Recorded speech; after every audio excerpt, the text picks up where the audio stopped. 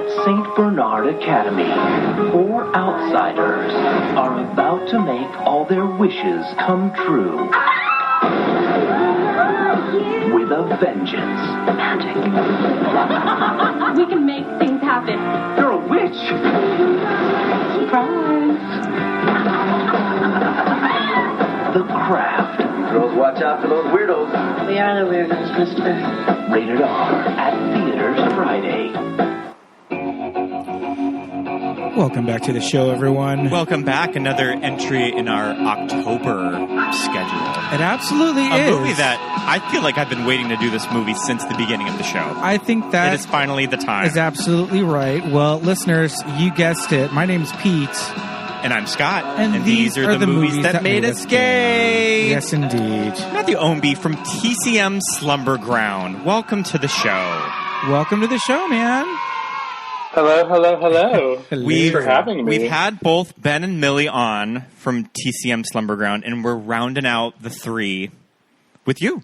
Welcome to the show. I'm finally glad that you're here. We are here to talk about the very important movie from 1996, The Craft, directed by Andrew Fleming. Pete's second Andrew Fleming movie that we've done. Oh, wow. Director of Threesome. Oh, Threesome. Yeah, we did there Threesome, you go. one of our very early episodes. Yeah. And, of course, released May 3rd, 1996. Okay, The Craft. We love it. Mm-hmm. Matthew, this was your pick.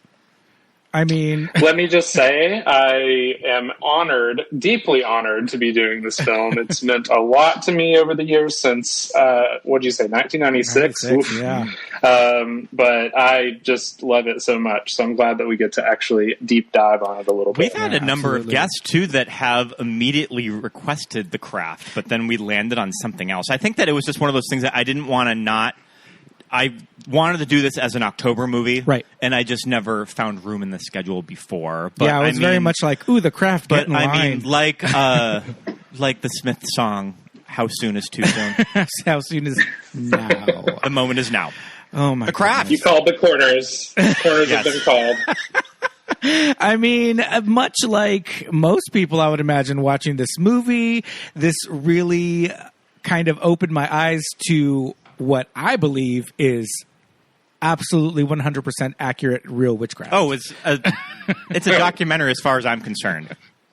100%. And Fairuza Balk is a witch, of course. Yeah. I mean, clearly this is like, no, there's no question about it. But, I mean, 1986, this movie is 25 years old. Mm-hmm. Forgive my math. But, I mean, I can't even count the amount of times I've seen this movie.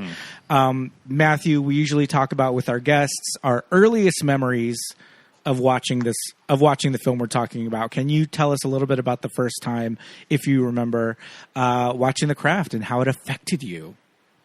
So I don't really remember the first exact time that I watched it, but I feel like all of my movie viewing experiences up until that point were just leading to The Craft, right. you know, not to oversell it or anything, but, I was familiar with Fairuza Balk, I think, as we all were, from Return to Oz. We rented that all the time when I was a kid, and I was really interested in witches, I think, from an early age. I mean, I feel like that's sort of like a gay prerequisite a little bit to be into witches and witchcraft. So, but I remember I was really into Hocus Pocus, and it was very sort of like, kind of on the cusp of being, a little bit dark. There's like the stuff with like sucking the souls out of children and things like that.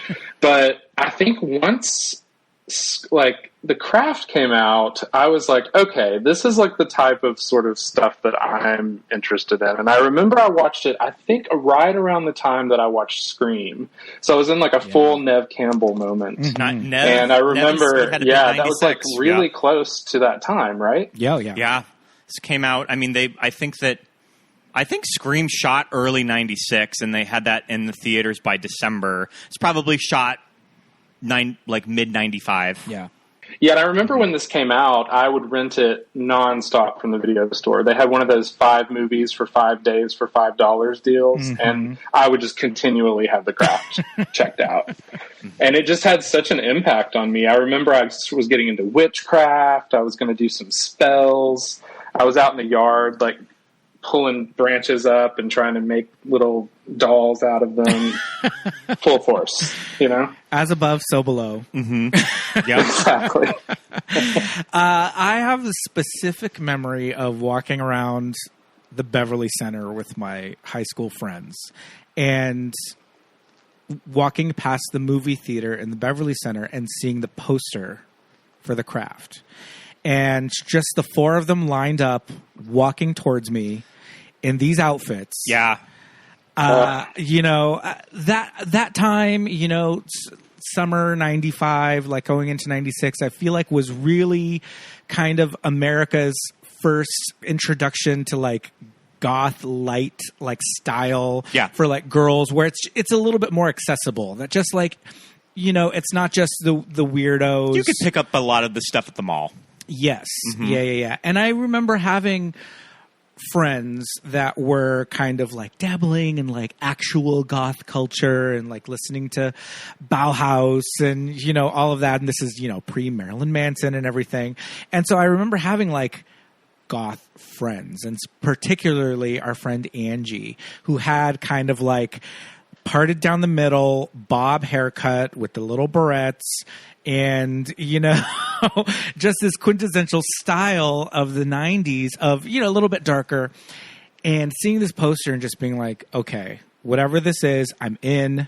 The tagline, I think, is welcome to the witching hour, or the witching hour is about to begin. Yeah. And just being obsessed with this poster and finally seeing the movie and thinking, okay, it's bringing in some, you know, like witchcraft elements. I liked that they leaned into the witchiness of it. I wanted all of them to be a little bit more goth leaning in their style. We'll talk about the characters. But I mean, I kind of felt like, oh, it's just Nancy.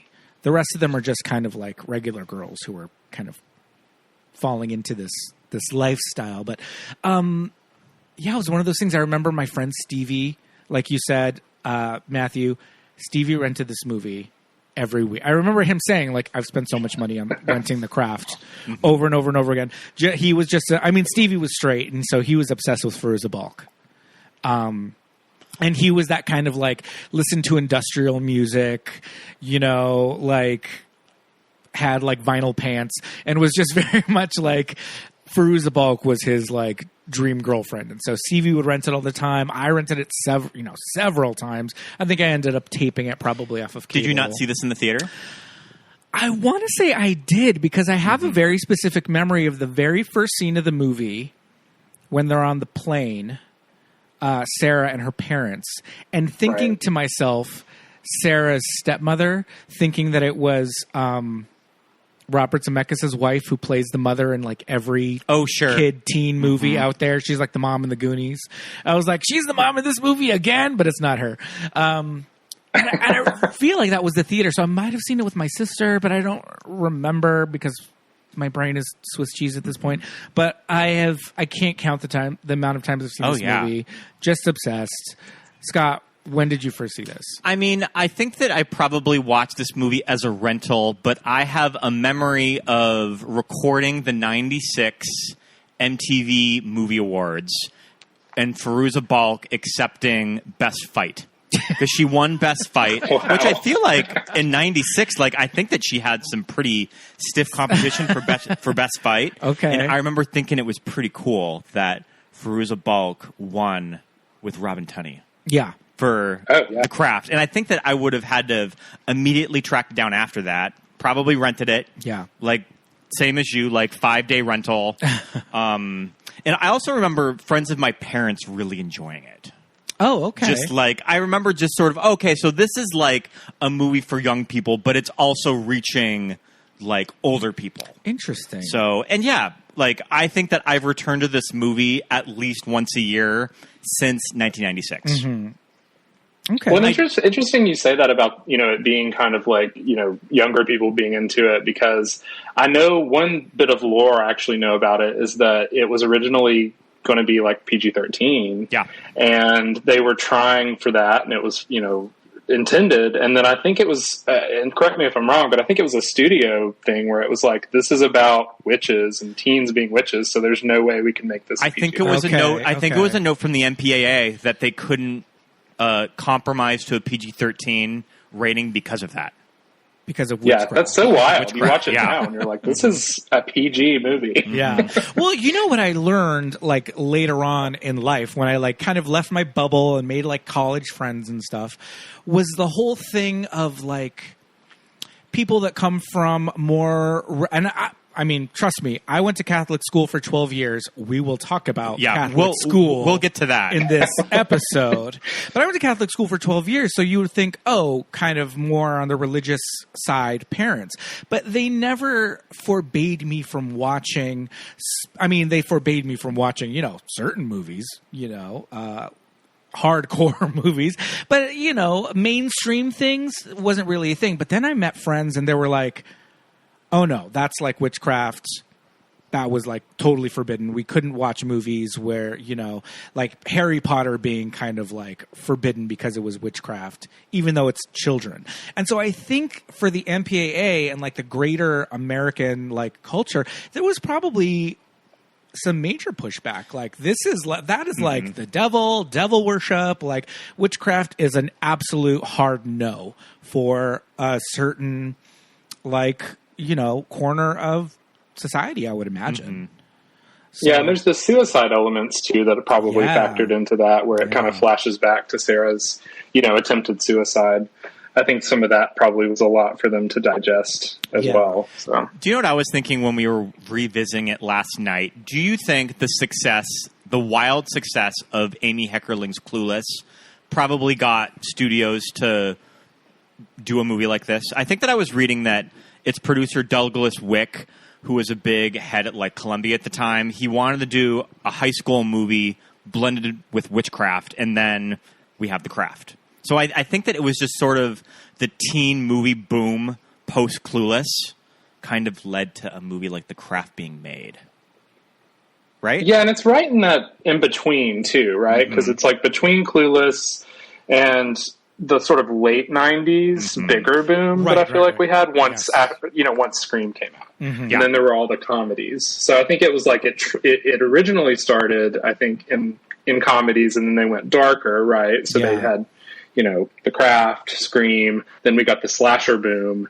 But then amidst that, it sort of transitioned out into, you know, things like Bring It On. Right. Yeah. You know, went a more comedy route, I feel like. And that's where it kind of ended. Yeah, absolutely. We were talking about the two teen movies that don't really exist anymore with Kirsten Dunst and Cisco. Get Over It. Get Over It? Yeah. That was like the death knell of like the teen like sex comedy of the late 90s, early 2000s. Yeah, you don't really see that one getting like... And then the other one with Marla Sokoloff and Shane West. Whatever it takes. These very bland like... names of all of these movies. They were just filtered down to these like trash movies. Wow, that opened up an entire memory of that poster with a weird like handshake or something going on. Like, that's crazy.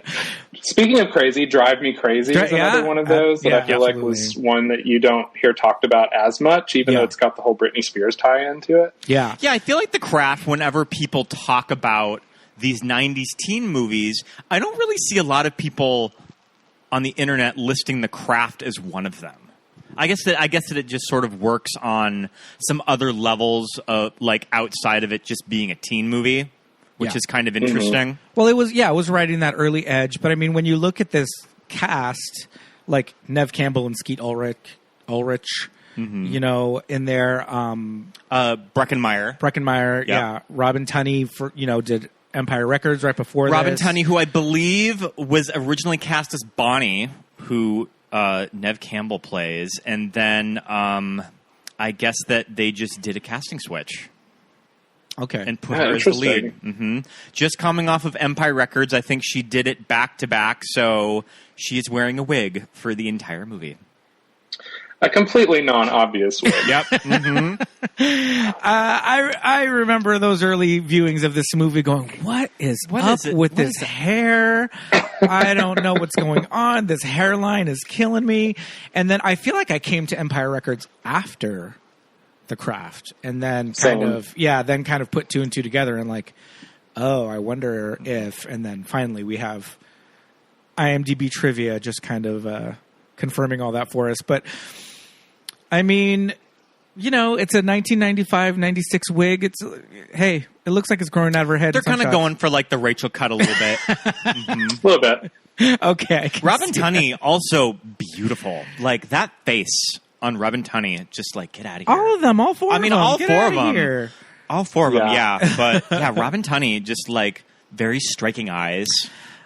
Well, I mean, you want to talk about striking eyes, Fairuza Balk. Oh, yeah. Mm-hmm. Oh, 100%. You know, so you mentioned Return to Oz, which a movie that we've covered. We've covered this movie.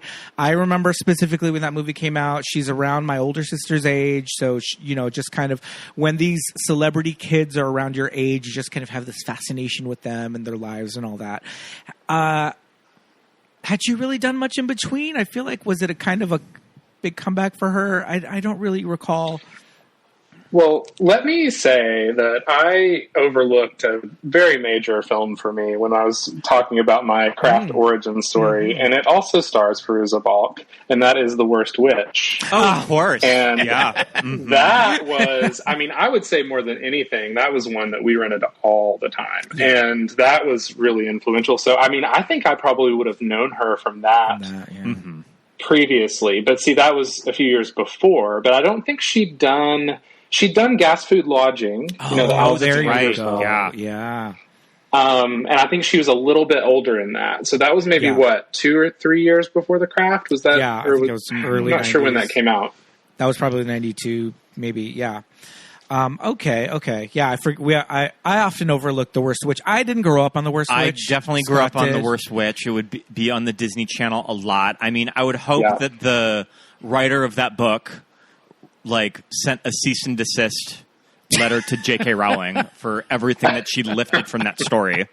Oh my goodness! If we're going to talk, I do remember when the Harry Potter books were big. I remember there being some articles about this is so totally a ripoff of pretty much every element of The Worst Witch. Yeah. Oh my goodness! So we have Fairuza Balk, who is returning to her witchy roots. We have Robin Tunney right off of Empire Records. Neve Cambell, I'm assuming, was making Party 5. Yeah, she was in the middle of Party 5. Yeah, she had a big adult. I would say she drama. had the biggest name recognition of the four at the time, but she's not the lead. She's kind of a secondary character, and we have Rachel True, who is yet to make Nowhere. So this is my introduction to Rachel True in the 90s. Rachel True pushing 30 when she made this movie and looks incredible too. She gives interviews where she talks about how, when she went up for the role, her agents would say, you're too old for this role. Oh. And so I think she finally just found an agent that was like, I'll work with you if you'll put me in for this role. And then she got it. So, nice. Yeah. Which is a great choice. I mean, she's amazing in it. And one of the, I think, best things about it. Yeah, absolutely. And, like Scott was saying, she looked great at the time. She was 29. You wouldn't know it. And I mean, today looks fucking amazing. I think I still buy her as a high schooler. Has not aged a damn day. Oh, she looks exactly the same. I'm just like, true witchcraft has happened. Absolutely. She has a really interesting Instagram account. I think she has like her own tarot cards that she kind of like sells through her IG.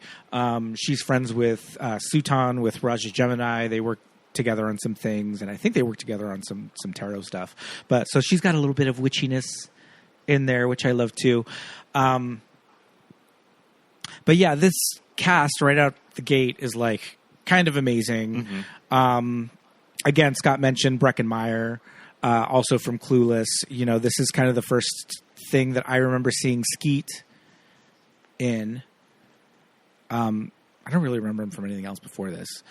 But this is it's just filled with beautiful kids, and what is there not to love for teenagers to come into this movie and just definitely fell in love with it. And it has an amazing soundtrack. Yeah. Yeah. Kind of like the golden age of just 90s movie soundtracks. Oh, yeah. I mean, this was just a total just on repeat soundtrack for me. Just, Letters to Cleo. Yeah. Jewel is on there. Juliana Hatfield. I mean, it's just wall to wall amazing covers and of witchy tunes. Definitely when you're flipping through your siblings CD book in the 90s, you're probably going to find the crap. Did Letters to Cleo do the Dangerous Type cover? Yeah. Yeah. Mm-hmm. Okay. I liked that there was a decent amount of covers on there. That was really fun. As a Smiths fan in high school, I liked the fact that How Soon Is Now was used in this. The cover, I don't know if it was made for the movie or for the soundtrack, or if that was something that Love Spit Love had already produced at that point. It's interesting that this song is used for this movie, and then we can't talk about The Craft without talking. Oh yeah, we'll eventually talk about Charm. Mm-hmm. Okay, I knew that was coming. Mm-hmm. But it's funny because the song sounds kind of witchy. I feel like it's on Halloween playlists. Yeah, but at the end of the day, the song's just kind of about a really shy guy who's mad that he doesn't have a girlfriend. It's not really. Well, I feel song. too. I think this song was. I could be getting this mixed up, but I feel like there was at one point where I had heard that this song had been pitched for a potential craft TV show. Right. Yeah. As I think as the theme, and then it got it didn't go anywhere, and then magically Charmed appeared several years later, and what does it have? A bunch of young hip witches and this cover of this song. I think I've read interviews with Andrew Fleming where he talked about pitching a craft TV show, and then all of a sudden during the fall schedule, Charmed was there. So they kind of took his idea and they just ran with it in another direction. Including the song. Yeah. Which I remember that show coming on the air and kind of being excited for it because I was like, oh, okay, it's about witches. That's fun. And then seeing the pilot, hearing not only How Soon Is Now, but the Love Spit Love cover of it. And just throwing my popcorn at the TV, just are you... You're like, this is garbage, mama. Kidding me. This is garbage, mama. And Holly Marie Combs even looks like Neve Cambell. A little bit. They said, we're going to make this show, we're going to make it 3, and we're going to make it less diverse. Yeah. So let's get ready for TV. Yeah. We'll lift out the brown one. Oh, my goodness. Yeah. Well, okay, but we're not here to talk about Charmed. No. I mentioned before, I did go to Catholic school for 12 years, and I have a lot to say about the school in this movie. In the trailer that we played, they referred to it as St. Bernard's Academy. I don't believe that is the name of the school in the movie. They never really say it, but I think there's a sign. It's in it's in marketing and TV spots. Yeah. Uh-huh. I like the fact that it's set in a Catholic school because it's witchcraft and all the religious iconography. They're very tied together, so that's cool. It's aesthetically that's very cool. Mm-hmm. But this high school is fast and loose with uniform. They are. Yeah. They let the children run the school. These kids are just talking out of turn in class. Point blank talking shit, calling girls snail trails to the teacher. The school has never heard of detention. They've never heard of demerits. They've never heard of not like a mean nun to be found. Too one nun, and all she does is tell the girls to quiet down, who proceed to laugh out loud in her face. No one gets sent to the principal's office. But I mean, the dress code violations in this movie. I was going to say, do you have like just a list of dress code violations of this movie? I lost track. There's not enough paper. I feel like my notes app was just like exploding. The dress code violations in this movie are crazy. And I'm talking the boys too, not just the girls. Because, I mean, typically a Catholic school uniform. What did you wear in Catholic school? Well, I went to an all-boys school, and our dress code was very lax. It was more of a strict dress code and not a uniform. Okay. So we just had to have, our shirt had to have a collar, which already is more, it had to have a collar and buttons, which is already more strict than St. Bernard's Academy, because Nancy and Sarah are wearing like baby doll tops with like cap sleeves. Like, this is not a uniform shirt. No. Collar and buttons, right? Tucked in, buttoned. Can't just be like the boys are wearing their shirts completely open, untucked to the floor. No. Baggy pants. Baggy too. pants. Mm-hmm. No. These shirts had to be buttoned, tucked in, belted. All right. The girls are just willy-nilly. The girls are just wearing anything. Sarah is wearing like a print t-shirt at one point with like angels on it. Like, no, print t-shirt. Angel wings. Yeah, angel wings. Print tops. No. Like, I think Nancy at one point is full on wearing like her like skin tight like vinyl pants. Mm-hmm. She's definitely wearing the Catwoman jacket, which would make so much noise. This would just be a huge disruption in class. Miss Downs, take that jacket off. Put that jacket in your locker for the last time. No one can hear anything. Well, and Nancy, too, has that full noose in her locker. Yeah. I don't know if you caught that on the thing. And by the way, they leave that locker open when they walk away, which he was always clocking bothers that. me. Mm-hmm. Yeah, Nancy would have that shut up and away from people's eyes. Nancy has enough things in that locker to get her expelled. She no. This locker cannot just be left. It's a thing in movies that kids leave their lockers open, or they don't ever have to like do the combo. They just open them randomly, or just like bang on it and it just opens. Mm-hmm. Yeah. Nancy's locker situation was kind of amazing, but I don't know. It's whatever. It's a movie. We have to let things let these things go. But their wardrobe is very interesting because, Nancy is Nancy, so she's the goth one. So she's, kooky. Her hair's different every day. She wears crazy things. But I really liked what they did with Bonnie, the Neve Cambell character. Because at the beginning, she's very much hair in her face. Kind of the stringy, greasy hair. Yeah, the big, oversized jacket that's, down past her knees. Because that's her character. She's got these burn scars. We don't know where they're from. We get the great scene of Skeet Ulrich kind of like talking about him.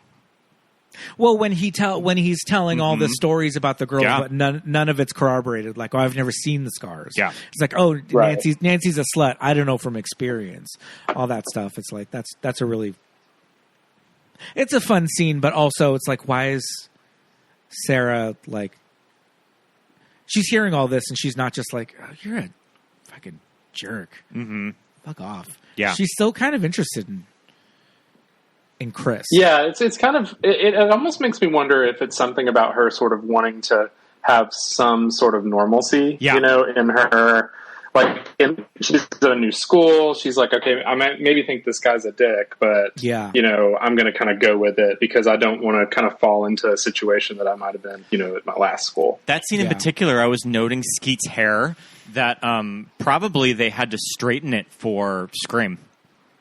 Because his hair is like... It's a completely different texture. It's a completely different texture, and he has curly hair in this movie. Yeah. Mm-hmm. And it's like just like a lighter brown. Yeah. I always thought about that, too, when I first saw this. So we have, Bonnie is kind of all covered up. That's kind of her character trait. And I like that Rachel True's character, Rochelle, is just kind of like... She's wearing the proper uniform. She has the tie on. She's got the cardigan. She's got all her books with her. She's on the diving team. Like, Bonnie's just really trying to be a good student, trying to stay in her lane, keep her skin moisturized and just like, you know, Rochelle? keep out of everybody's, not Bonnie, Rochelle, and yeah. keep out of everybody's way. And kind of an interesting character note that they don't make the black girl from like the bad part of town. Like it looks like Rochelle. She's still just as rich as everybody. It looks like Rochelle has money. When Sarah shows up at her house, I mean, it's a Yeah. pretty nice house. You know, when she's just been, attacked by Chris. Oh yeah. You know, she shows up at her front door, and you kind of think she might be at Bonnie's house or something, but it turns out to be Rochelle's house. Mm-hmm, mm-hmm. I was reading that the character had to be rewritten when they cast Rachel. Oh, too. so the character probably wasn't black before Rachel True was cast. Okay, interesting. All right, but yeah, it's a good note that like maybe because she's one of the few people of color in this school, she's an outcast, and these are the only girls. Yeah. That are gonna, allow her to. So even though she's not as like edgy as Nancy, or as like frumpy or whatever as Bonnie, she's like I said, she's just trying to stay in her lane, keep her head down, and so her style is just a little bit more like schoolgirl, ready to go.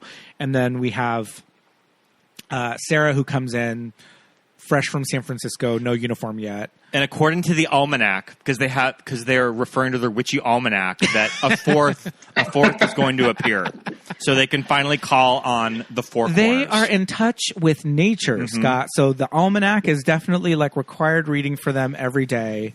Kind of a fun little And beat. from what I understand, I don't know a lot about witchcraft, but I think that a majority of it in this movie they kind of made up for the story. But I think I kind of buy it. Like I think it feels. I think it feels authentic. I really think the only thing they made up is like the main like deity, the like Manon or whatever. Manon. Yeah, I think that's the only thing they kind of made up. Everything else seems kind of. I mean, I've heard that thing about, what you put out comes back times 3. Like, I feel like I had read about that even before this movie.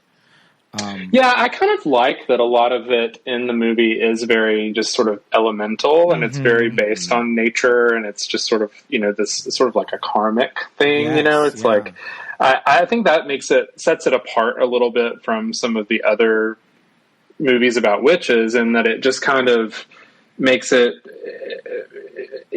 makes it more real somehow in that way. Like it makes it more connected to what actual, what my understanding of witchcraft is. Yeah. So we have to talk about the occult store that they go to. Lots of stuff. Lots of what's wild about to cover that, there. Pete, do you remember that time when we were going out to dinner once, and we went to a Thai restaurant on Hollywood? It's like the later half of Hollywood Boulevard, right after all the stars. It's like you're going into Hollywood more. And we parked, walking down the street, just got out of the car, and I look over, and I was like, well, I'll be damned if that is not the occult bookstore from The Craft. Yeah, we walked. And I looked it up on Google, and lo and behold, there it is. It was the address that we were standing at. So this is an existing location on Hollywood Boulevard. It is not currently a Thai restaurant. We walked past it to get to the restaurant. Gotcha. But I think that they shot inside that space. Yeah, they did. I mean, we have to talk about the fact that Fairuza Balk ultimately, I don't think it's that location, but doesn't the story go that she would frequent an occult bookstore to like get familiar with the character, and then she went on to purchase the store and run it for several years? I mean, that's kind of amazing. That's cool. Yeah, it's like her and Rachel True were like, well, we're just going to run with this. So, and then she ended up selling it to the staff, I think, the 2 people that she had managing it for several years. When she needed to sell the shop and, move on, she ended up selling it to the people that were running it with her. So that's kind of a really fun, fun little note. But the woman who runs the bookstore that they frequent in the movie, I really love, like you were saying, Matthew, I really love what she kind of, these ideas that she introduced about, they talked about like black magic, and she's like, it's not the magic that's black or white. It's, it's the witch. It's the person that's like casting the magic. It's what's in your heart. And, and when invoking the spirit, and this big thing about later on in the movie, how, she's like, well, if you really want to protect yourself and become like a fully realized witch, you should invoke the spirit. And she's like, well, it made Nancy crazy. And she's like, well, Nancy took it to that place.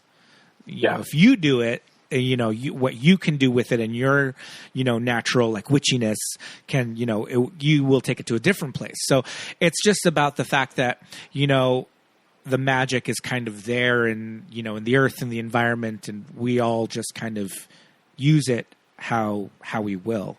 And the character of Sarah, they kind of talk about, is a natural witch. Like, she doesn't really have to work for it. Like, it's just kind of there.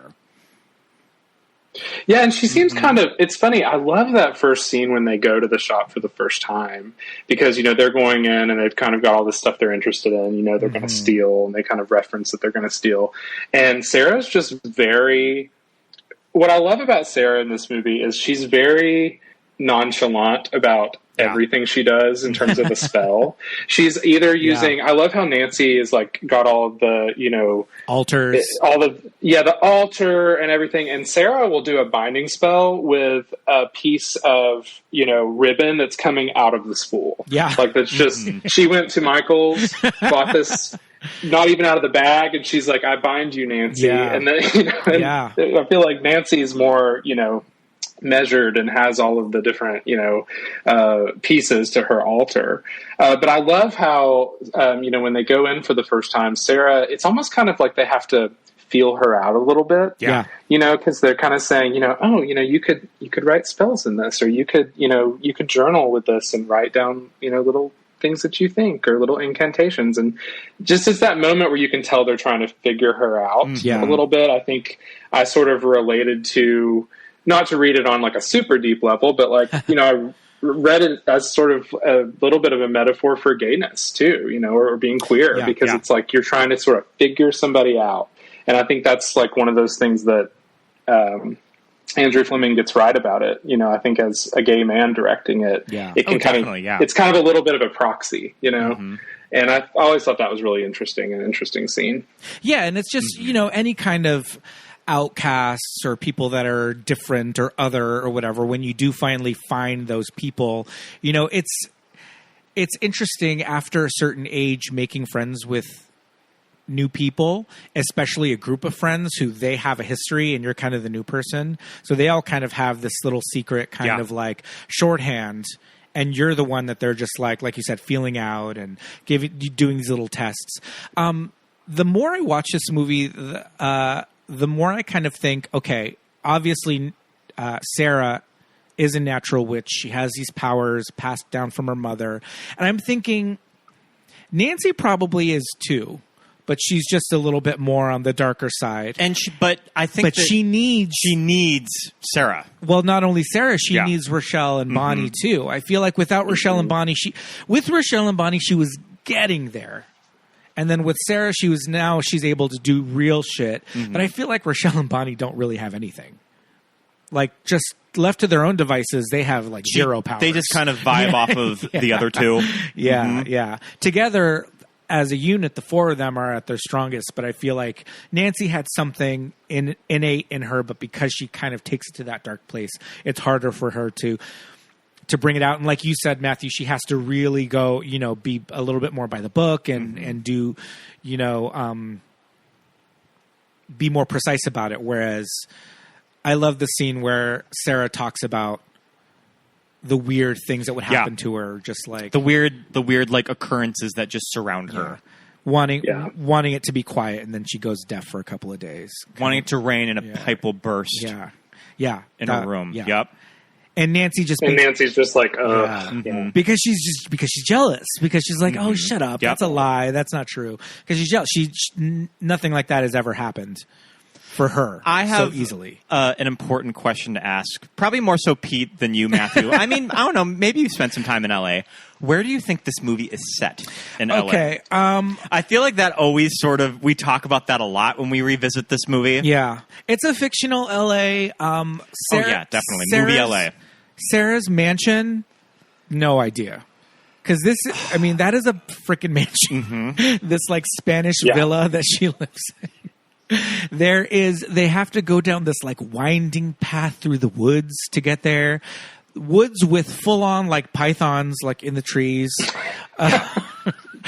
It is. They are all wearing parkas nonstop. It's definitely that type of rainy LA that you see in like a David Fincher movie too. Yeah, it's it is definitely a fantasy version of Los Angeles. I mean, maybe like Sarah's family bought a house in like Topanga. No, you know what though? Maybe. I will say that there are some very lovely big houses like that, old houses like that, and neighborhoods that look like that on the east side. So, it is possible that this could be an Echo Park somewhere. It could be near the mansion in Poison Ivy. Exactly. That's what I was thinking. Very Poison Ivy. So it's funny you brought that up because I had to look and check and make sure this was not the same location as Poison Ivy. And I think the steps were what had me wondering. And then, the porch at the top that opens up. Yeah. I thought, And I believe where Cheryl Ladd throws herself. And I believe that mansion is in that giant house is in Los Feliz. Yeah, I think that's Los Feliz. Yeah.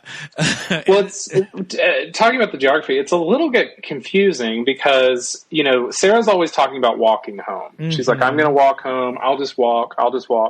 But everywhere they go, it really does not make sense because suddenly there'll be what looks like, I assume it's supposed to be Hollywood or some side street or something off Hollywood where the homeless man approaches them. Mm-hmm. And then suddenly she's like, well, I gotta go home. Yeah. It's like, well, are you walking from wherever that park near downtown is to your home? Yeah, that's confusing. Yes. Oh yeah, they go from like Hollywood Boulevard to downtown in one scene. Yeah. On foot. The park, the park though, where they first do talk to Sarah about her powers, and there's just like a couch. It's like, girls, don't sit on the crack couch. The crack couch and the mattress. There are bed bugs. You just escaped danger. Why are you going back into it? There are bed bugs galore. And Pete and I love when they're talking about the crazy homeless guy with the snake approaching Sarah, and he gets hit by the car. And we wanted to be like, well, maybe he got hit by the car because he was standing in the middle of Broadway. They're like, we made it happen. It's like, yeah, you made the cars running downtown Los Angeles, like run into the man in the middle of the street. Yeah, you did make that happen. He was going to hurt you, man. Yeah. Don't give them any money. You're going to get nailed.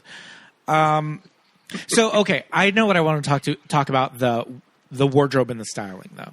Because, like we said, Nancy is like the kooky goth one, so she has like the craziest look. They have the most fun with that character. Yeah. She gets to wear the witchy shoes, which we love. The pointy, pointy like the witch hazel boots. Yes. Mm-hmm.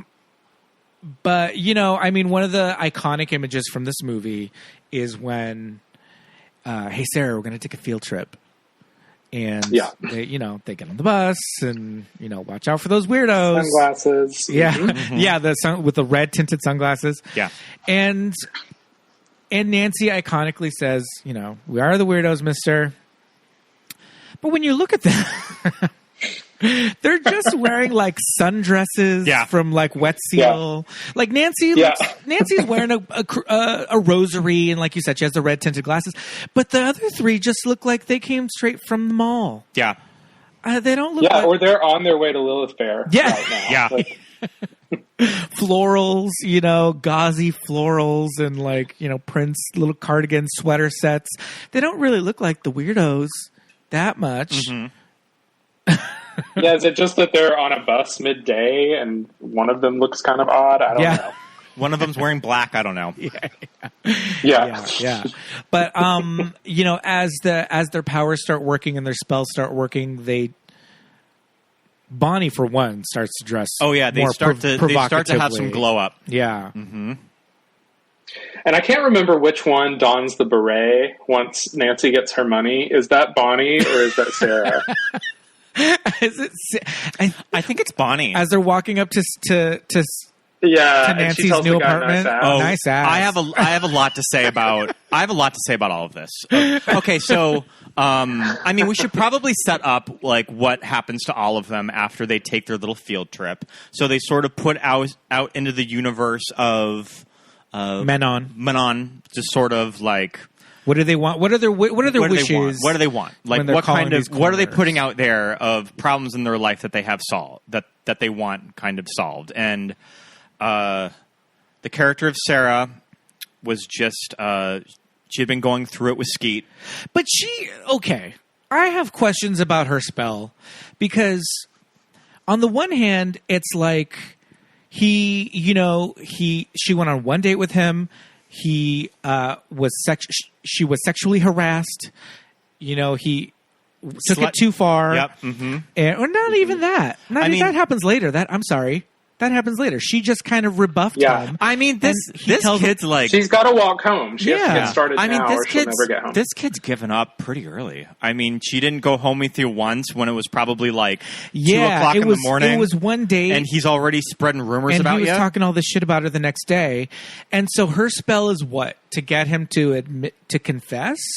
Or to fall in love with... Why does she want him to fall in love with her if he's such a jerk, Is it just like, oh, he should fall in love with me so I can kind of have some power over him? Yeah. It's kind of, I don't know, unclear to me, really. But I thought it was more kind of like she wanted him to make a fool of himself. Right, sure. So that was sort of how I read that. Yeah, that makes more sense. Okay. Rochelle. The character of Rochelle, yeah, I mean, I also think what's interesting about the script for a teen movie is that they do incorporate a racism subplot. And you would think that maybe studios might be hesitant to include something like this in the movie. Yeah. But I guess it's important for the character that she is probably one of the few black students at this school. Yeah. And she gets bullied. By Christine Taylor, hot off of the Brady Bunch movie. Yep. I love the one scene in the locker room, though, where Christine Taylor says... that to her, like Christine Taylor says something absolutely batshit like, crazy. Damn, girl. And the look on Rachel True's face after she says it is just like, can you fucking believe that? Said that it's like, oh, damn. The look on her face is like, oh my God, like it's crazy. She's just flabbergasted by it. I love that. But yeah, so she has, racist bully. So she's just like, what does she say? She wants to be the bigger person. Yeah. That's like her little spell. Bonnie, of course, we find out actually does have these horrible scars on her back, and she wants to be as beautiful on the outside as she is on the inside. Mm-hmm. And Nancy wants to have all the power of Menon. Yeah. That's all. That's all. Just a little, and they make light of it, they're just like, oh, okay. All right. But it's an indication that Nancy's going a little too far. Yeah, and then kind of through all of this, Christine Taylor loses her hair. Yeah. Mm-hmm. But yeah, Bonnie. So I assume we'll get here, but I need to talk about this procedure that Bonnie is having. Oh yeah, experimental gene therapy. How is that gene therapy? First of all. Poking your back are you with getting a needle? Your back tattooed? Yeah. Like, I don't understand. Yeah. I've never understood what this procedure is supposed to do. Yeah. Ever. I mean, I think just the fact that they say it's experimental therapy, it's just like, okay, it's not real. It's just... Yeah. It's just supposed to be painful, and we don't know what it is, and, we don't want to see her go through it more than once. And the braless wonder, as, the doctor... I forget that actress's name from Seinfeld. Oh, is she from Seinfeld? Yeah, she's the braless wonder. Sue Ellen Mischke, I think, is her name on Seinfeld. Mm-hmm. But yeah, that whole procedure seems awful. I always was just like, oh my God, it's still hard to watch. Yeah, poor Neve Cambell having to go through this. Looks crazy, and she's the one that like.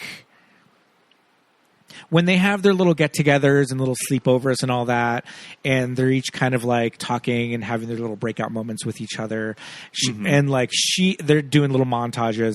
She's the one that's sitting there that's like praying and crying, and Nancy's just like, dude, like, fuck, this sucks. Like, we're all trying to ward off like bullies and like mean boys, but like it's nothing quite as physical going through it, man. But we wanted to get to Nancy. So Nancy, of course, lives in a trailer, which I don't know where this trailer is located. Yeah. Is it like, it kind of looks like it's near Dodger Stadium a little bit because it's like up on a hill facing downtown. It's in Chavez Ravine. That's neither here nor there. Yeah. But Nancy's awful stepdad, who's very abusive to her mother, also probably to Nancy when you see their interactions. Well, he fucking dies. Yeah. Dies of a heart attack. And they get a insurance settlement. How much is the insurance settlement? It's $175,000. Cut to a condo, probably in Westwood, that they're going to. And they just get this whole new life. Moving on up to the west side for $175. They were in a deluxe apartment in the sky. They got a jukebox that only plays Connie Francis. Yep. And there's some rarities in there. There has to be. Yeah, absolutely. That had to be sourced.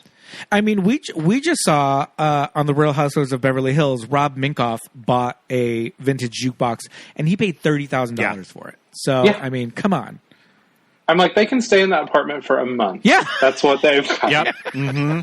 That's how far that would get you. Yeah. But that's the thing, new money, nouveau riche. I mean, they don't know how to spend it. I guess they're going to be back in the trailer. Meanwhile, it's like $175 is going to maybe get you a down payment on a house in LA. Well, I mean, that's the thing. It's like, what else? It was the 90s. So I found out when we were watching, Helen Schaefer, who plays Nancy's mother, the voice of Littlefoot's mother from The Land Before Time. How do you like that? Love it. Also Desert Hearts. Ah, okay. Sure. Helen Shaver. I forgot about all that stuff, man. I mean, I didn't even know about it. Nancy's whole, like, this apartment situation is crazy. It's pretty out of control. Yeah, and I love when no furniture. No, yeah, except for one couch. The couch in the middle of the room. That's because they spent it all for There's no money left for like a year's rent in this place. There's not even a year's rent. There's no money left. The little montages, though, when they're having their little get-togethers and, like, hanging out in each other's rooms and all that, they, not the first, but one of the nights they're in Bonnie's room, that's when they play Light as a Feather, Stiff as a Board, which, at the time when this movie came out, it's kind of like still early days of CGI, things like that. So there was some really cool special effects in the movie. The Light as a Feather, Stiff as a Board. I mean, that's especially at the ending or at the end in its big third act climax. You get some good effect work. Yeah. But that was like a big thing in the trailer where they lift Rochelle up. Then they have a couple of nights when they're in Sarah's house, in Sarah's mansion, and in Sarah's room that has a full-on working fireplace. Full fireplace in the room. Sarah's bedroom. This shit is wild. I'm like, whose room? Oh, this is Sarah's house. She has a beautiful set of windows, too. Jesus. I mean, this house is crazy. We don't know what Sarah's dad does, but I mean, he was able to just pick up from San Francisco and move down to LA. So, whatever. Brain surgeon, I don't know. But she's got this sweet, this sweet room with the full fireplace, and poor Nancy has to go back every night to the trailer park. Just to go back to the trailer. Yeah. Until they get to go to Westwood in the new apartment. I do feel like Bonnie's glow up is it's fun to see it, but Neve Cambell, I feel like, is sometimes a little funny with like how sexy she's trying to be. Yeah. Well, I always love at the very end when she shows up wearing that long sleeve striped outfit. Yeah. Is one of the craziest things I've ever seen. It's like I can't. The sleeves are like too long. And I'm like, she's lost her powers for sure. Yeah. It looks like men's like pajamas, but like not on purpose. And then the pants, it's like brown. Yeah, not great. Mm-hmm. Not great. Yeah, she's like, you want to chant with us sometimes? And Sarah's like, no, not in that. Not while you're wearing that, girl. It is funny too, is like as the movie goes on and Nancy starts to get more powerful with like, her dark, wicked witchery. Nancy's hair also gets crazier in each scene. Oh yes, Nancy's hair gets crazier. But I love that, Oh, and she also has, not only does she have the new apartment with all the fun stuff in it, she has a red convertible Mustang. Yeah, I was going to say she has a convertible. Red convertible Mustang that she's driving through the streets of downtown LA, willing the lights to turn green. I mean, this is really when you start to see that they're getting out of control. Well, what I was going to say is, what I love in this scene is that Nancy and Sarah are kind of like having an argument in the front seat, running all the red lights, all that stuff. And in the back seat, Bonnie and Rochelle are just laughing, just cackling. And they're just, but I think that was a very like conscious choice. Like, you two, you're like the witches in the coven in the background, and just laugh, just cackle in the back seat, and they'll just say something, and they just start laughing, and it's just like this cackle, and it's just the two of them. And Nancy and Sarah are having like, "Hey, slow down! Like, you're taking it too far! Like, blah blah blah." And the two of them in the back are just like, and it's just I don't know. It just brings to mind like these witches in this coven, and they're just like out of control. And they've just kind of have become like Nancy's minions at this point. Yeah. What do you guys think? They don't think. Bitch. And stop trying to win them over because it won't work. I'm not trying to win them over. You're paranoid. I'm paranoid? Paranoid. I am not paranoid. Paranoid. You guys shut up. Do you want in? Or do you want to leave the circle? Because just tell me right now. Why does it always have to be that way with you, Nancy? Because that's the way it is. All I'm saying is I think you should think. And I don't want out. One of these times, life's not going to be great, Nancy. Oh, we're scared, Sarah. Are you scared?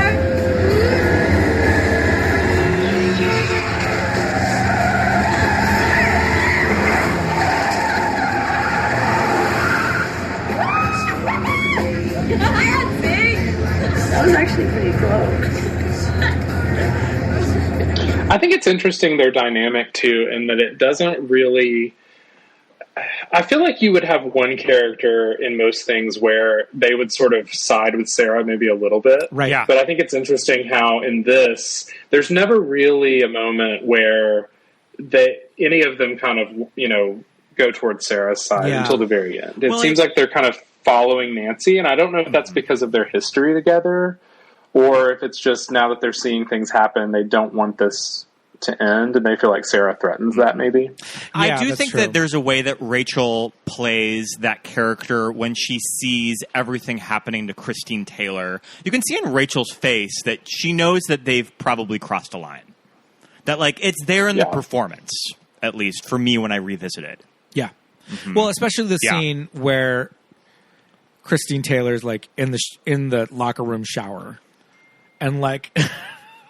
all her hair is in her hands, and it's that really cool effect with the mirror where her like reflection her looks away turns away from her, and it's a subtle thing because like visually you're looking at it and you're like, okay, yeah, it's a mirror, it's reflecting her, but it's like that's not how reflections work. It's kind of a cool little thing, but yeah, she's very much like, oh fuck, where, what is going on? But this is all after they have invoked the spirit. Yeah, they go out to the beach in this cave. Where are they now? They're in they're in like Croatia or like on the like I don't know where these caves are.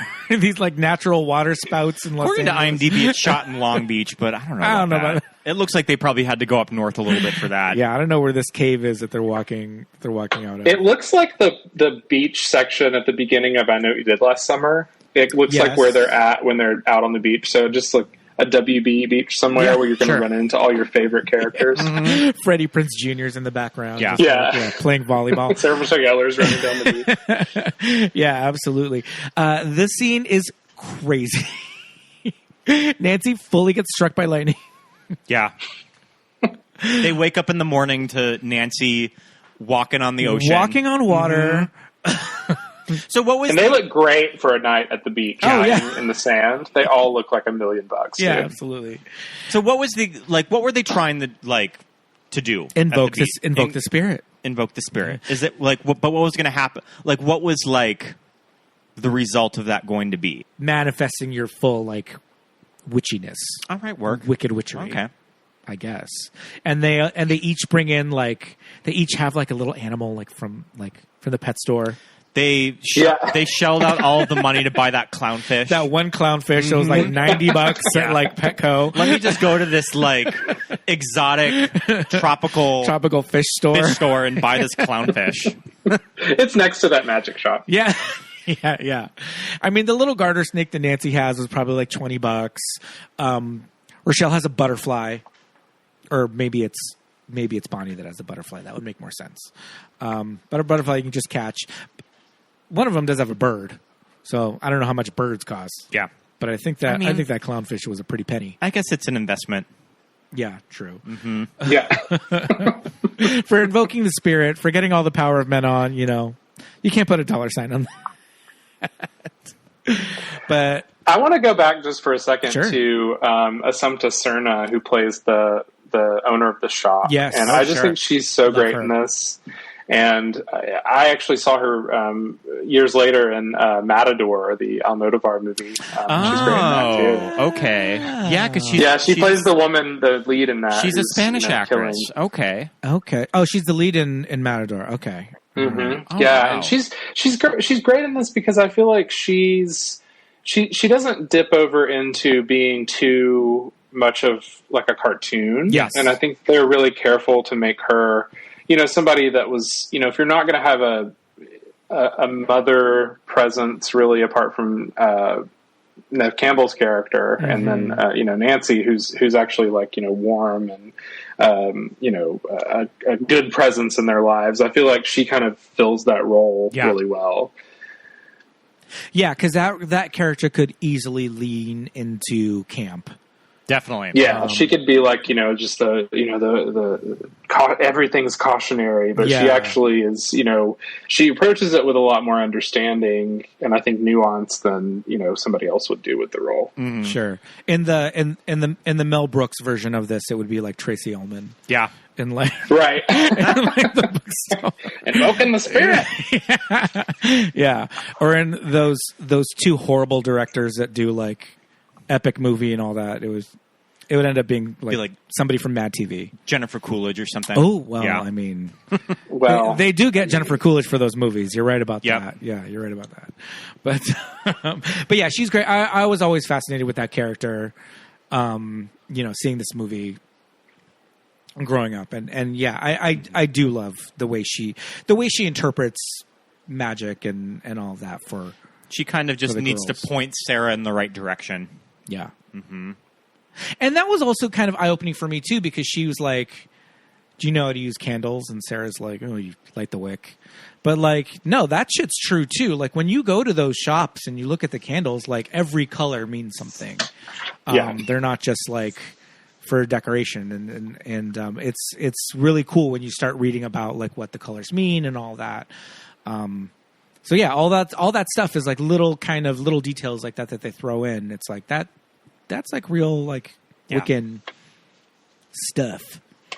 Well, I think they had an advisor on this movie, right? Sure. Like they had I don't know what the technical term for it is, but a magic advisor or something like that. Well, and I think that just Andrew Fleming just knew that he didn't want to piss off too many people in that community, so they probably just really went out of their way to be as respectful as they could.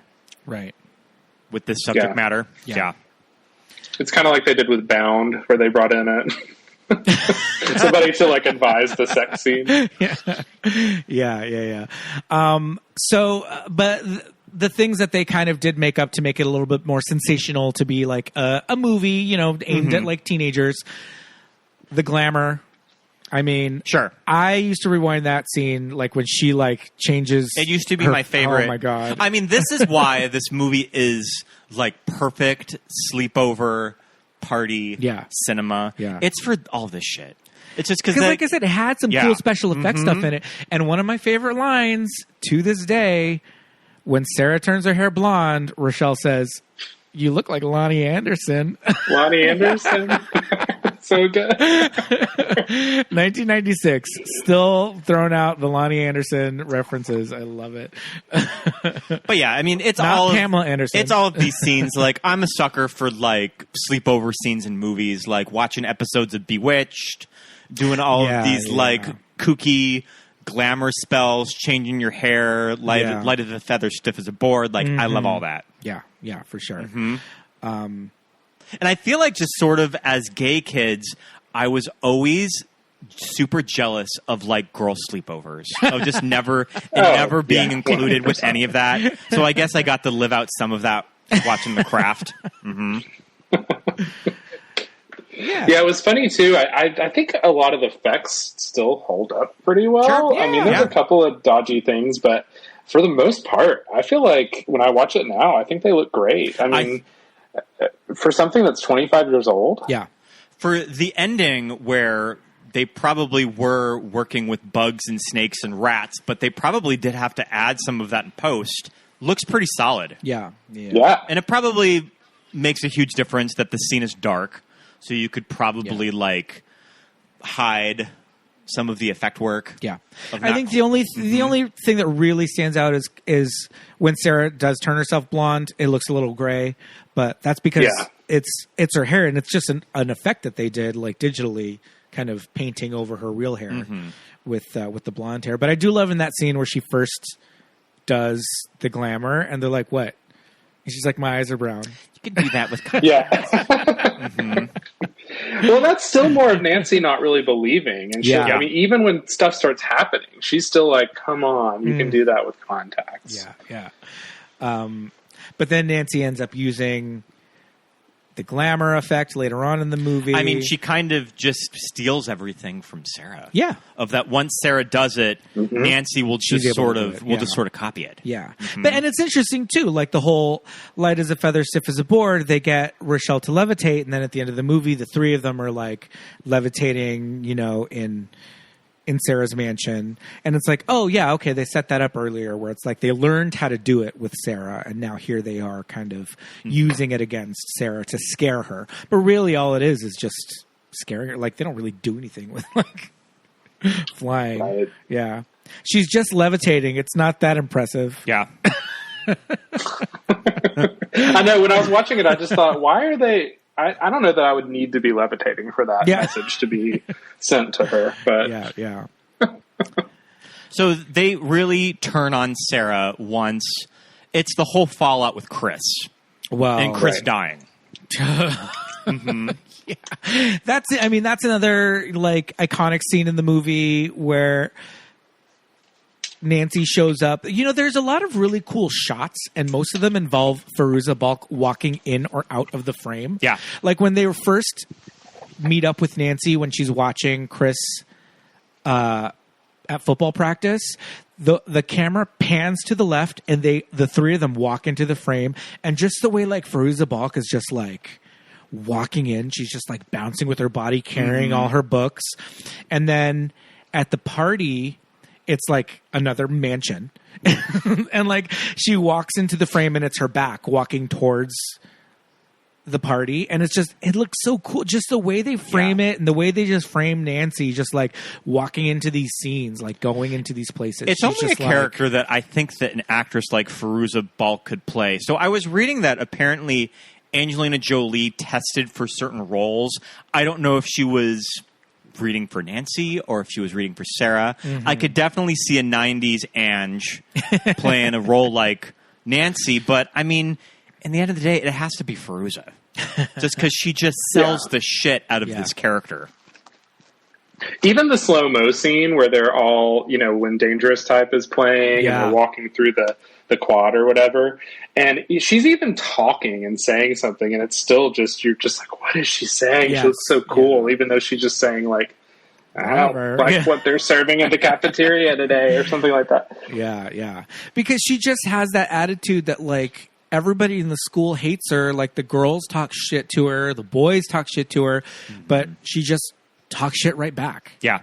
Like she's not like timid about it. She's not like talking behind anybody's back. She's like straight up to everybody's face, like throwing it right back at them. And she's not afraid of anybody in that school. She's just like, oh, fuck these people. And, when she shows up to this party, like, she should not be there.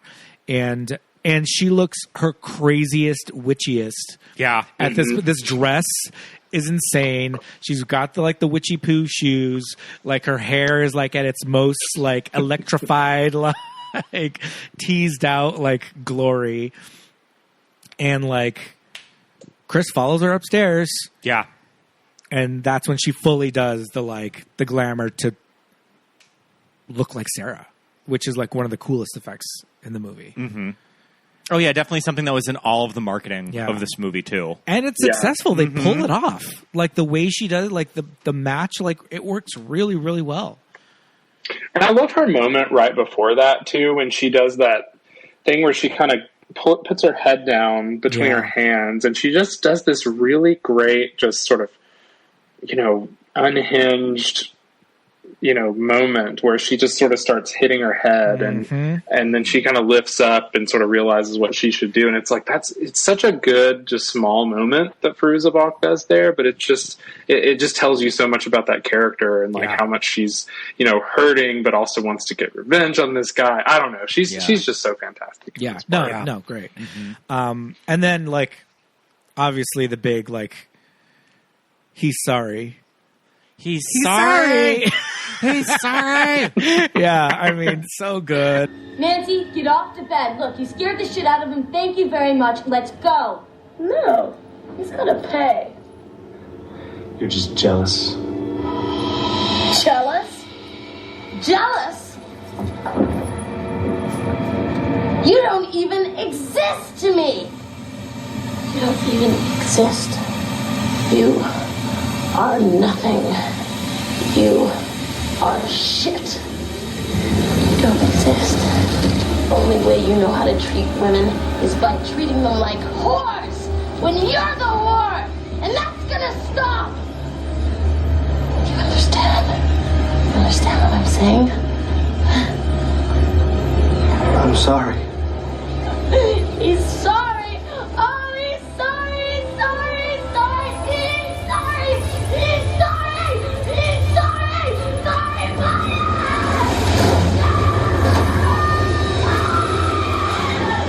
Okay, I have a question for you guys. Yes. Were you or have you ever been attracted to Skeet Ulrich? Oh, of course. I mean, I think it just has to come down to Billy Loomis and Scream. I think that there is just a white trash hotness about him in that movie that totally does it for me. That's always the vibe I've gotten off of him. I've never felt it personally for him, so I've never really fully connected, with Sydney or Nancy being just so sort of into this guy. Yeah. But he definitely does have his fans from these movies. Oh, more so in Scream than a movie like this, because I think that just the takeaway from this character is that he's just kind of a loser in this movie. So I don't think he's designed that way to. Well, I think he's supposed to be one of the more popular boys, but just kind of not the greatest personality-wise. Yeah. I remember seeing Scream and thinking at the time, oh, wow, he looks like Johnny Depp. Yeah. But this kid's really going places. But the way he wears his uniform in this movie, the bagginess, the like oversized. Yeah, that's how boys looked at that time. That's how boys wore clothes. It's just very on the nose, on the money. But to me, when I watch it now, I'm just like, why are Sarah? I mean, I get why Nancy. It's like, this is revenge. This is like he talked all this shit on me at one point. He did it to my friend, and now like. That's it. You're going out the window. Yeah, you're going out the fucking window. Yeah. I've seen several a drag reenactment of this on TikTok. I think Morgan McMichaels has a big Morgan's Nancy done look. it. Delta Work has done it. Yeah. They did it on the new Queer as Folk, the reboot of that. Okay. There was a big number at the end that had, that look was inspired by Nancy. Okay, fun. We'll check that out. We didn't watch any of the new Queer as Folk, but we should. Well, you've only got one know. season. I to mean, watch it now. just got canceled, so we just have that one season. There's only the 11 episodes. We did or just get whatever. Peacock though. Yeah, so we'll check it out. But we love a good craft drag. Oh yeah, drag performance. Mm-hmm. What's like the ideal lip sync song with Nancy? Oh yeah, I don't know. Do you want to do like something spooky? You can do. I mean, Dangerous Type by. Okay, sure. Yeah. Pick a soundtrack song. Any Marianne Faithfull song. There's the cover on the Juliana Hatfield cover on the soundtrack. But I would love her to do like "Why'd You Do It" or something off Broken English. But, oh my God! Yeah, that would be amazing. So this is all building up to the big showdown at Sarah's mansion. I still think all of the snakes is super effective. I think those scenes are really scary. And what is it with like witchy movies and like snakes? You see something similar in The Witches of Eastwick with Cher. Yeah, just like all I see is snakes. Snakes everywhere. I love all of those scenes. I love all of those scenes in both of those movies. What does Nancy say about the serpents are very powerful? Serpents are very powerful creatures, something like that.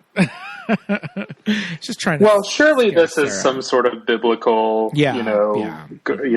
women tied to. Oh yeah, definitely. Thing that they're just like, you know what? We're going to put that in our witch movie. Yeah, that sounds right. Yeah, but just I love a good dark.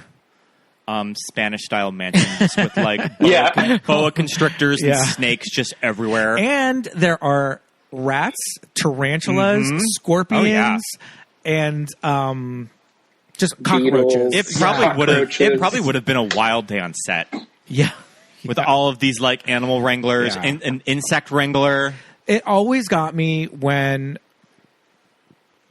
Sarah is like now in control of the creature glamour, and there's a close up of Nancy's hand, like her wrist, and these are just straight up roaches. Yeah. Like are coming out from underneath her like sleeve onto her hand, and she like shakes her hand and they like fall. I'm just like, whoever's hand that is, it's probably not Fairuza, but like God bless, whatever stand-in had to stand there as they pour roaches down their sleeve. I was just like, oh God, that is awful looking. So we're getting to the big bitch fight between Fairuza Balk and Robin Tunney, and I just looked up the category of the MTV Movie Awards. Do you want to hear who they beat out for Best Fight for 96? I must know. It's a pretty good category. So Fairuza Balk and Robin Tunney won. Matthew Broderick versus Jim Carrey in The Cable Guy. Okay. Jim Brown versus Alien in Mars Attacks. That's like he's like the boxer, and he's the boxer. He's like punching him. Yeah. Jackie Chan versus Ladder in Police Story 4 First Strike. Oh. And Pam Anderson versus Bad Guy in Barbed Wire. Ooh. Yep. I mean, that's a pretty good one. Yeah. But I think they made the correct choice. Yeah. Oh, definitely. I think The Craft is the one for sure. So I read deep in the IMDb trivia that Rachel True said that she was not invited to this MTV She movie said awards. that she was left out of a lot of the marketing of this movie. Yeah. Which is like so whack. Super shady. Yeah, I feel like there was a reunion panel like a few years back, and there was a whole big thing about her not getting invited to it, or she wasn't asked to do it. It was some big screening, and I think it was the first time maybe like Neve Cambell had come in a while to do some sort of anniversary for it, and I think there was definitely something where Rachel True was not asked for whatever reason. I think that 3 of them showed up at Cinespia in Hollywood when they did it at Hollywood Forever Cemetery. And I think Fairuza was the only one that didn't do that. So I think Neve, Robin, and Rachel showed up to introduce that. Okay. I think they did it for like one of their slumber party screenings or something. Yeah. That would have been fun too. I could be getting that mixed up then. Yeah.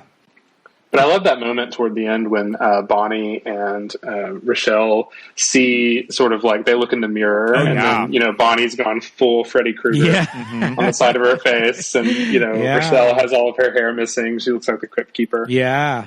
And she's like, it's coming back times 3. And that's the thing. It's like,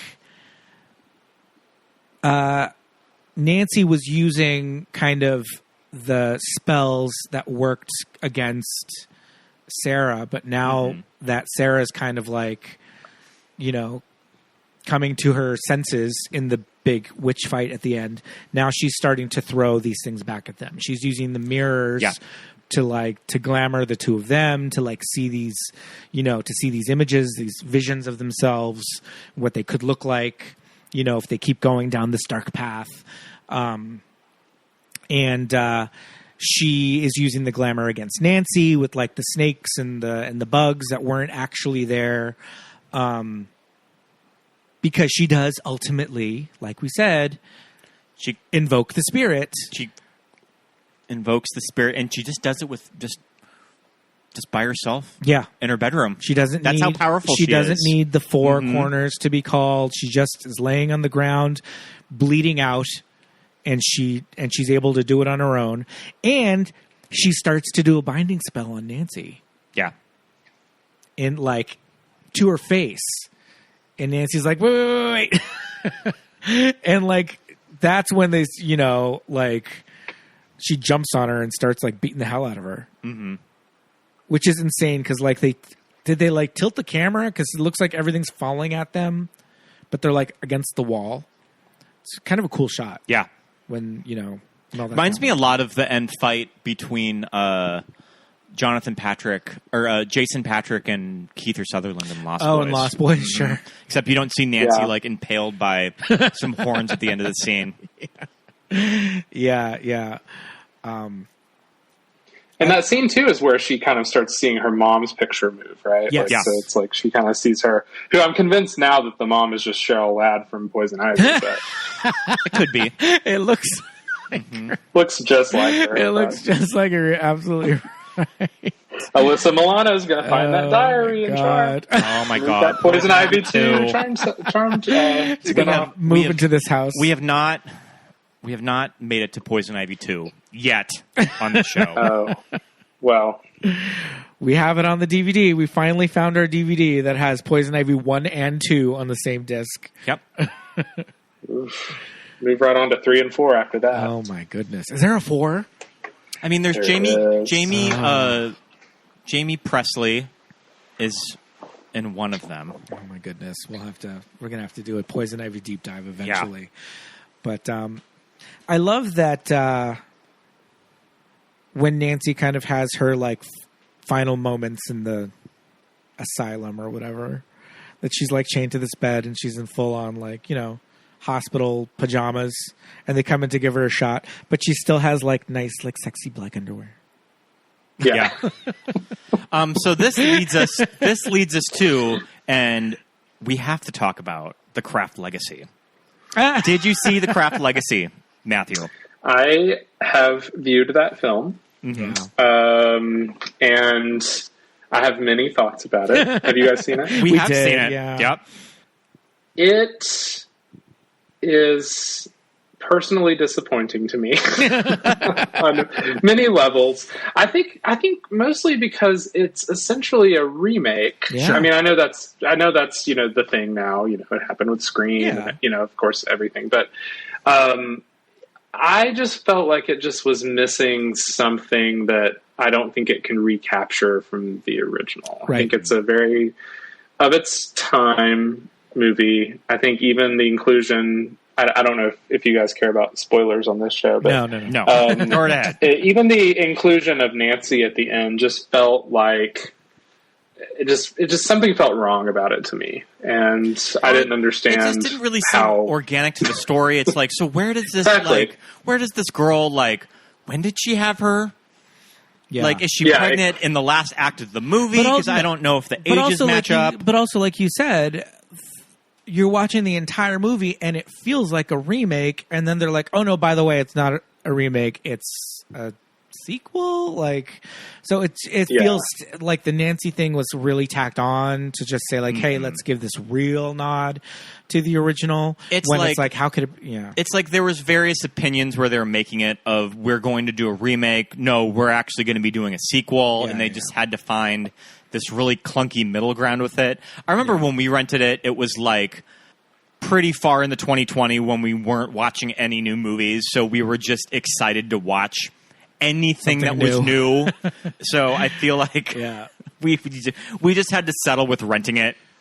Yeah. But, I guess they tried. Yeah, I mean, I think my issue with it, too, is I think the original, to its credit, has a lot of really, interesting things to say about class, about race, about, just friendships between women. Mm-hmm. And I feel like I guess we'll call it a sequel / remake. It just felt like The Craft did those things, but it did it so much better than the way that they did it with this newer one. And I think that was why it was a big disappointment for me, because it was just like it felt like this one was more sort of issues first, characters second, whereas The Craft, I think, was had these really great characters that you do care about all of them. Mm-hmm. And I feel like that was sort of something that was missing. And I think that's why this movie is so successful to me, is because you care about the characters. Yeah. Yeah, and it's like, if you're not really adding anything to the conversation, then why even go there? Mm-hmm. So it's just, at the end of the day, you're just kind of feeling like, okay, well, that didn't really, seemed a little pointless in the long run. But yeah, you're right. This the legacy, if you will, of the actual Craft is that it had a lot to say. When this could have been a teen, disposable teen movie that's just a little bit more fun, a little bit more sensational, but I think they really went out of their way to to say something when they didn't need to. Yeah. So that's probably why after all this time we're still talking about The Craft from 1996. Because it didn't need to be as good as it was, or as as insightful or whatever. Mm-hmm. So yeah. I think it's interesting that this director made Dick a few years later. Mm-hmm. I think that's just, because that movie, I feel like, kind of has a little bit of a cult following now. Oh, definitely, too. Yeah. Absolutely. Mm-hmm. So probably more so The Craft than Dick, but just tonally, it's interesting to see the difference between those two movies. Have you seen Threesome? I have not. Oh, okay. Yeah, we covered a Threesome pretty early on the show, and that's with Josh Charles, one of the Baldwins, and Lara Flynn Boyle. Bisexual cinema. Yeah. I remember kind of being blown away by it when Pete first showed it to me. That I was like, wow, they made this movie in the 90s, and it's very nonchalant of just how it depicts its characters. And just bisexuality in a mainstream studio movie. I always get that movie mixed up with Splendor for some reason. Okay. I think just because they're easy to do. Mm-hmm. Yeah, but I have seen that movie Bad Dreams that Andrew Fleming directed. It's about a sort of a mass suicide cult.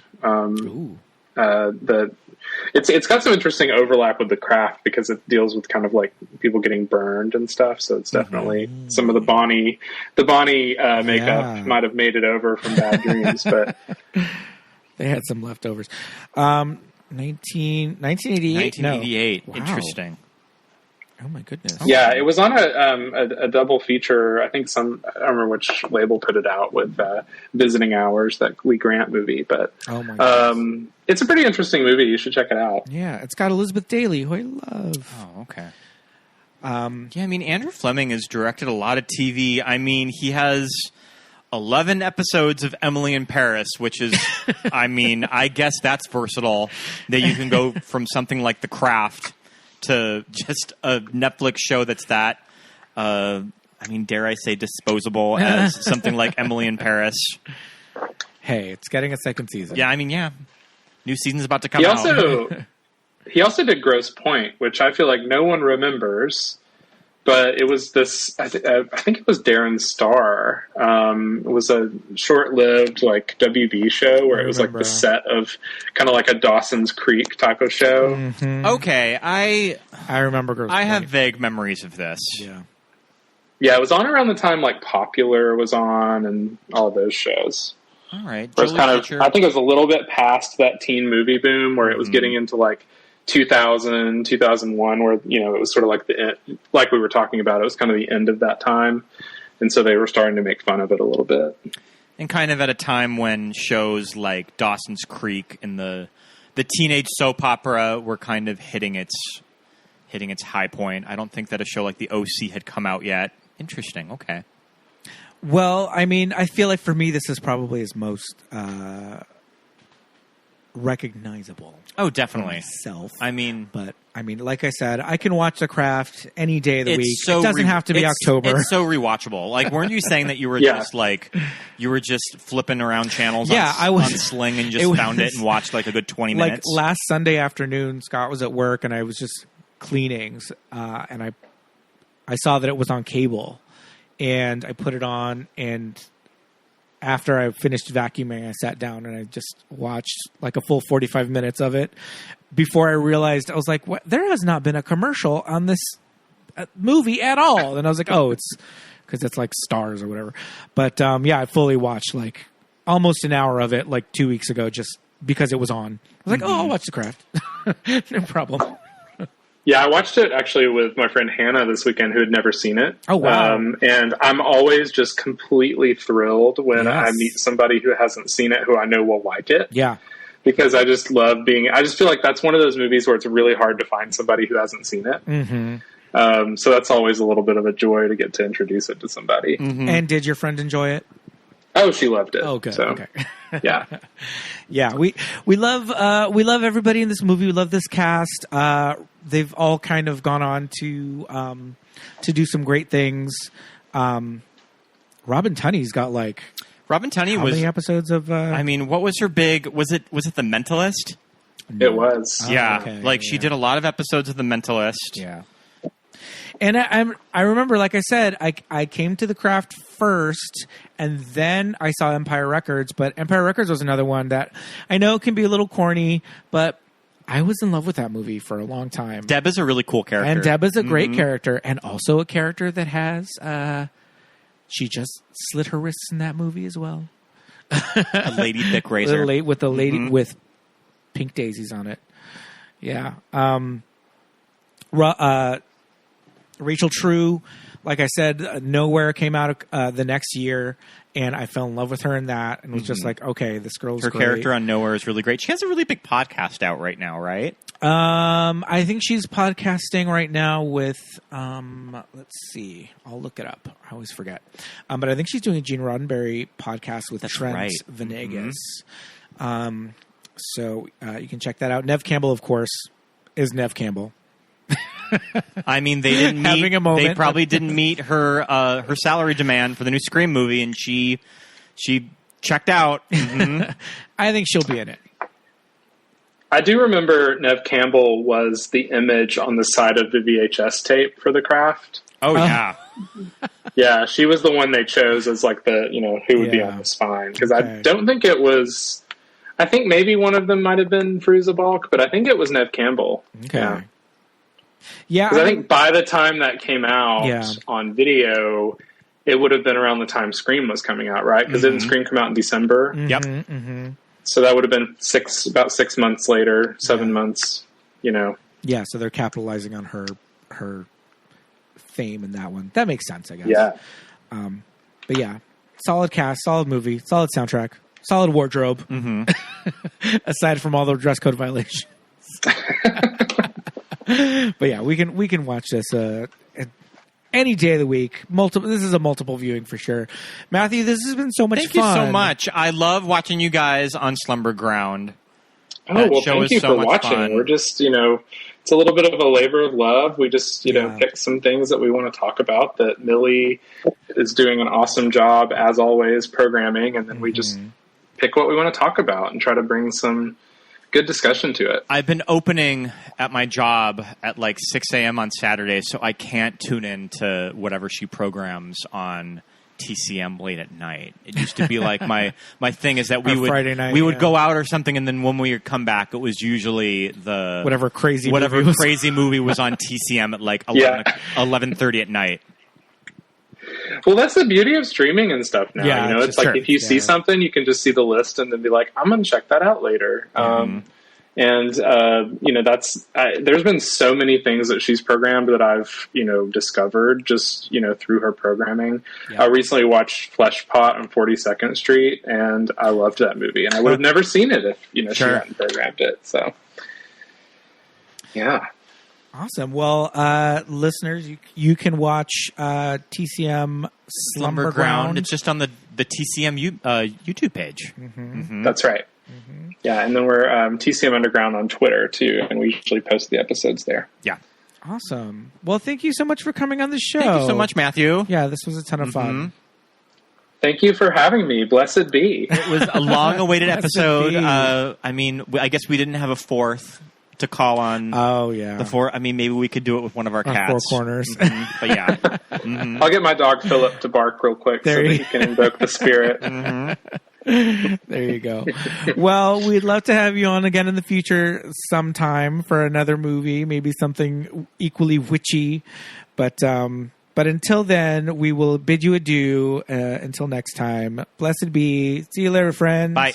Thanks, guys.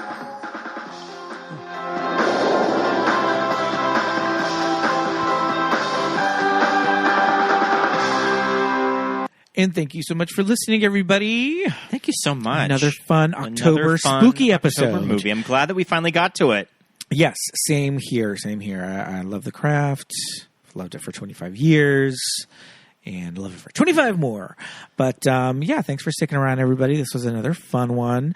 A little reminder, we talked about it on last week's show, but we'll probably drop it in every episode leading up to it. But we are going to be hosting a screening of Night of the Comet. Yes, so if you live in the LA area, Sunday, October 30th, I can't remember the location off the top of my head, but all of the information is going to be on our Instagram page. We'll put a link in the bio for tickets. Yes, for indeed.